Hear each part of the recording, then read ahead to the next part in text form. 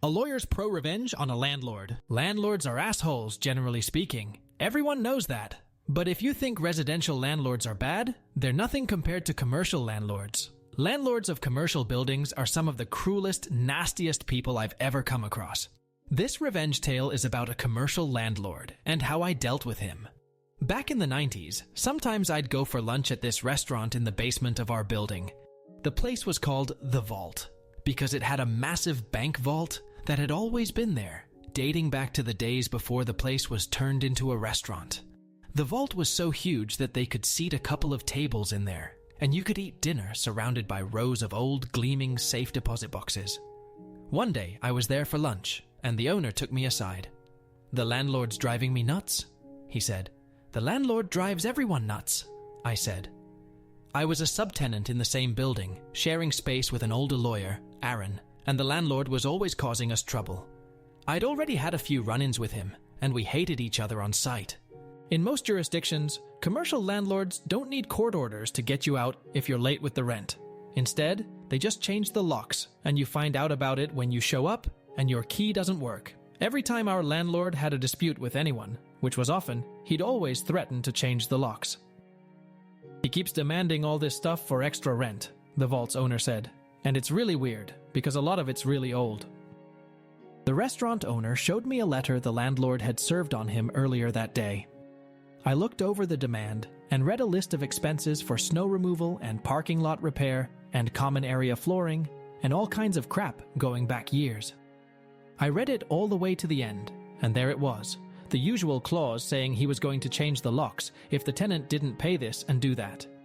From the wording of the demand, it looks like you've been fighting a while. Why did you wait before consulting a lawyer? I asked one of the lawyers I know, and he said it's hopeless. He told me the lawyer's name. It was a guy I knew with a shitty real estate practice who'd resorted to taking little legal aid cases to keep the lights on when the market tanked in '89. "You do something to make the landlord hate you?" I asked, "because this is a bit over the top, even for our asshole landlord." "He knows I'm moving the restaurant. I think he's trying to grab as much money as possible before I go. Plus, he's giving me grief over the vault. He won't let you take it with you? Are you kidding? It weighs almost 100 tons, and I don't need it. But the lease says I have to remove it, and that I also have to restore the building to what it was before there was a vault. That would cost a fortune. The asshole landlord says if I leave the vault behind when I move, he'll sue. Send your lease up to my office, and let me look it over," I said. I finished my lunch, and when I got back to my office, the lease was waiting for me. It was just as bad as the restaurant owner said. The lease was a renewal of an assignment of a renewal. The original documents dating back to the shortly after WW2, when a bank first leased the place and the vault was installed. Somehow, the landlord had suckered the restaurant into taking over a lease that left him liable to remove a bank vault at the end of term. No big deal, I thought. The restaurant can default, and all the landlord can do is sue a shell company. But when I got to the last page of the lease, there was a guarantee clause. The restaurant owner had personally guaranteed the lease, and he was on the hook for removing a vault weighing 100 tons and then fixing the place up. It would cost a fortune. The case was hopeless, of course. That was obvious right away. But then I thought about the asshole landlord with his demands and his threats and his rent hikes, and I asked my brain to do me a solid, which it promptly did. I picked up the phone and called the restaurant owner. "I'm fucked, right?" he said. "You're calling me to say there's no way out. That's what my commercial lawyer already said, but I just thought I'd ask. I can save you, but it's gonna cost." "How much?"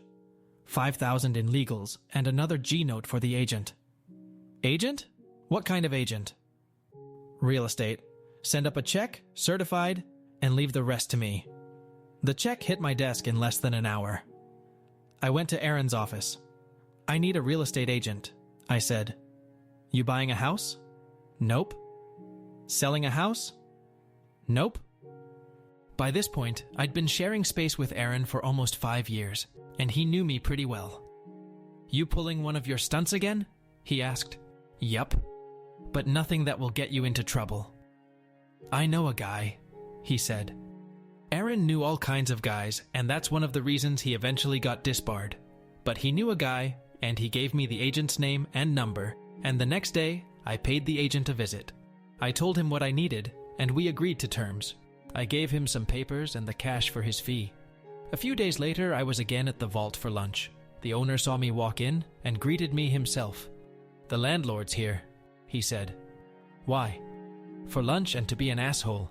Let's sit in the vault room so I don't have to look at his face." He took me to the vault room, and with the door almost completely closed, we had a consultation while we ate pasta and drank red wine. "We're making demand on the landlord," I said, between bites of a perfect carbonara. "Demand? What are we demanding?" I pulled a document out of my briefcase and passed it to him while I sipped my wine. "We're demanding that the asshole landlord release all the restaurant equipment, all the fixtures, the ovens, the freezers, the ventilation, everything you need to run a restaurant." "The lease exempts all that stuff," the restaurant guy told me. "He can't stop me taking what I want. The only thing that matters is the vault, and of course I don't want that." I shook my head. "You need the vault," I said, "and we're demanding that he release the bank vault as well.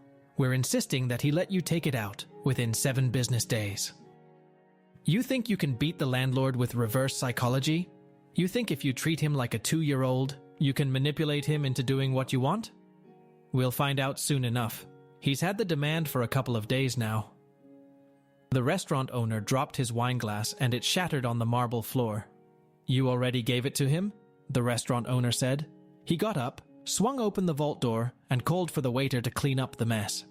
"Let's see what the landlord has to say," I told him, and we walked over to the landlord's table. The landlord was a big, beefy man with a big appetite. He sat alone, eating a rack of lamb, wolfishly with his hands. "My client needs an answer today," I said. The landlord looked up at me as he chewed noisily.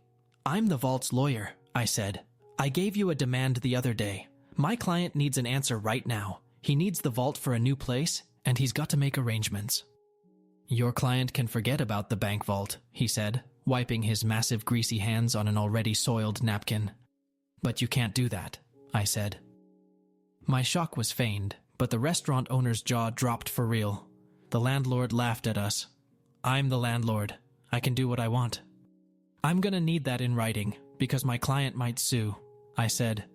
"Sue all you like," the landlord told me. "Sue till you're blue in the face." He told me that I'd have a formal response by day's end, and then he told me to go away and let him finish his lunch.